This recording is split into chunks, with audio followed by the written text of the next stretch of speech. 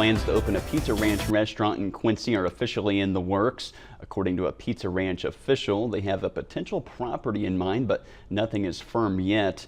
Rumors of a Pizza Ranch coming to Quincy started swirling when a job position on Indeed popped up for a general manager position at a Quincy location for Pizza Ranch. The job posting lists that location at 4830 Broadway, which is where County Market was housed.